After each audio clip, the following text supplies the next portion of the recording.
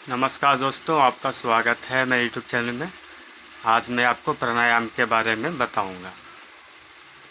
तो दोस्तों, प्राणायाम अर्थात प्राणों का आयाम कि हम इसमें जो है कि ये जो वायु होती है, इसी को हम जो है कि प्राण वायु कहते हैं। इस प्राण वायु को इसको वायु प्राणवायु इसलिए कहा जाता है क्योंकि इस वायु के बिना जो है हम एक क्षण भी नहीं रह सकते। बिना भोजन के, बिना पानी का तो हम रह सकते हैं कुछ समय तक, लेकिन इस वायु के बिना एक क्षण भी नहीं रह सकते। इसलिए इस वायु को प्राणवायु कहा जाता है। अब इस प्राणवायु को अपने अंदर अवशोषित करने की जो कला है, इसी को प्राणायाम कहा जाता है। अब प्राणायाम की ज़रूरत क्यों पड़ी, इसके बारे में हम बात करते हैं।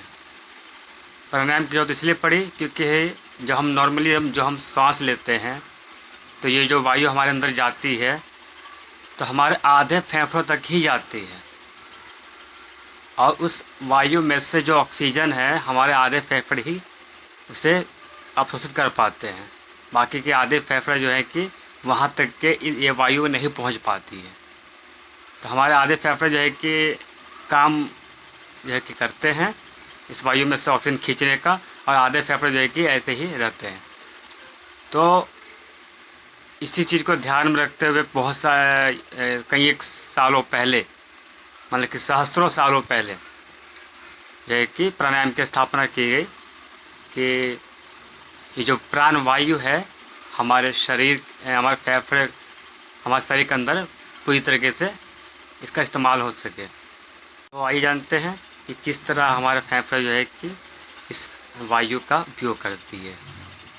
तो जब ये वायु हमारे सांस के जरिए हमारे अंदर जाती है हमारे फेफड़ों में, तो हमारे फेफड़ों में जो है कि क्या होता है कि इस वायु में से ऑक्सीजन को खींचने का काम होता है। ये काम कौन करता है कि जो हमारे जो अंदर ब्लड सेल्स होते हैं उसके अंदर जो हीमोग्लोबिन पाया जाता है हमारे ब्लड के अंदर में, वो हीमोग्लोबिन ही ऑक्सीजन को खींचने का काम करती है। तो नॉर्मल तौर पर जो सांस लेते हैं तो हमारे आधे फेफड़ों तक ही वो वायु पहुंच पाती है, और आधे फेफड़ों तक वो वायु नहीं पहुंचती है क्योंकि हम हल्की सांस ही लेते हैं नॉर्मली तौर पे। तो प्राणायाम कैसे किया जाता है, अब हम इसके बारे में जानेंगे। पहले जो है कि हम अपने अंगूठे से अपने दाएं जो है कि अपने दाएं तरफ जो है नासिका छिद्र को दबाएंगे, और उसके बाद बाएं तरफ से पूरी सांस लेंगे जितनी हम ले सकते हैं इससे। और उसके बाद लेने के बाद जब हम जो सांस पूरी ले लेते हैं उसके बाद जो है कि हम अपनी अनामिका उंगली से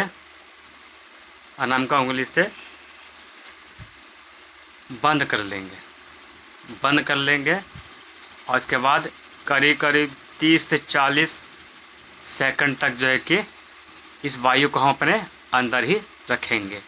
इस टाइम क्या होता है कि जो वायु है हमारे अंदर बहुत ही अधिक मात्रा में इकट्ठी हो जाती है, हमारे फेफड़े बिल्कुल फूल जाते हैं, और ये जो वायु है हमारे फेफड़ों के कोने कोने तक पहुंचती है। इससे जो है कि इस वायु में से जो ऑक्सीजन है वो अधिक से अधिक मात्रा में हमारे ब्लड में मिल जाता है, जिससे कि हमारा जो ब्लड है वो अधिक से अधिक जो है कि शुद्ध होता है।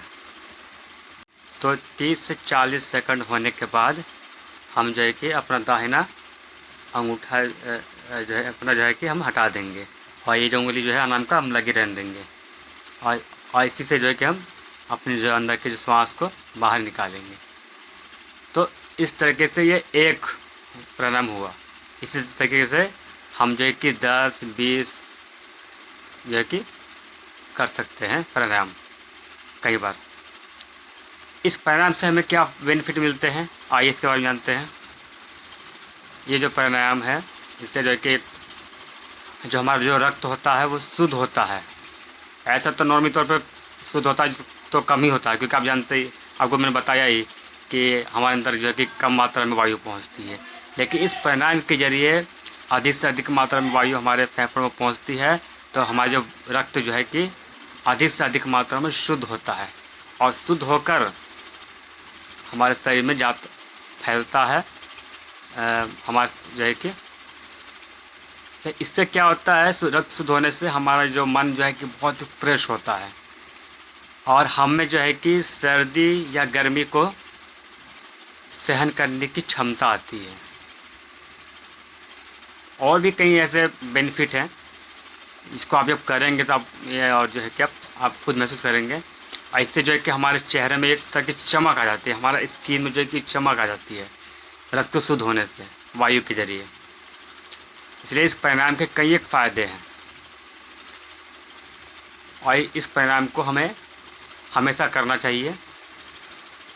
तो दोस्तों, ये थी जानकारी प्राणायाम के बारे में कि प्राणायाम क्या होता है और प्राणायाम क्यों किया जाता है, इसे करने के क्या क्या फ़ायदे हैं। आपको मेरी जानकारी कैसे लगी? आपको मेरा वीडियो अगर अच्छा लगा हो तो लाइक कीजिएगा और मेरे चैनल को सब्सक्राइब करना ना भूलिएगा। मिलते हैं आपसे अगले वीडियो में।